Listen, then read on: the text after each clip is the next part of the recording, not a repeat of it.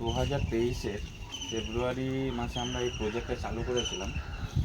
তো এই প্রজেক্টটা টোটালটা যেটা আমরা করেছিলাম, মানে অ্যাকচুয়ালি আমরা ক্লায়েন্টকে বলেছিলাম তখন যে রেলওয়ের পাশে প্রজেক্ট চলছে, তার জন্য ভিতরে স্ট্রং দেওয়ার জন্য। যাই হোক, ক্লায়েন্ট রাজি হয়েছিল না।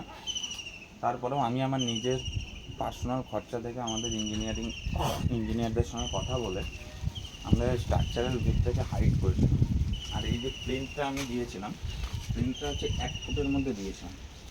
আজ অ্যাকচুয়ালের পেরি ওয়ালটা ভেঙে পড়ে গেছে। দ্যাটস রিজন, ক্যামেরাটা ওইদিকে ঘোরাও। এই যে রেলওয়ে প্রজেক্টটা চলছে, এই রেলওয়ে প্রজেক্টের জন্য অ্যাকচুয়াল যে ভাইব্রেটার বা ধরুন ট্রেন চলাচল ডিস্টেন্সটা 100 মিটারের মধ্যে আছে।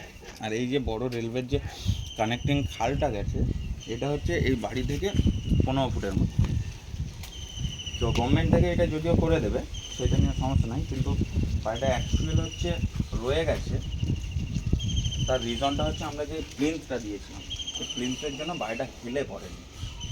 যাই হোক, সেভ রেখেছে উপরওয়ালা আমাদের। তো আমরা কাজটা নিজেদের মতোই করি, ক্লায়েন্টের ডিমান্ড ছাড়াই এক্সেসরিজ এক্সট্রা কাজগুলো বাড়িয়ে দিই, এই ব্যাপার। বর্তমানে এখন ইন্টেরিয়ারের কাজগুলো চলছে। প্রজেক্টটা আমাদের 6 মাসের মধ্যে হ্যান্ড ওভার করতে হবে। তারপরে আমরা ফার্স্ট ফ্লোরটা কমপ্লিট করার পর সেকেন্ড ফ্লোরে হাতটা দেবো।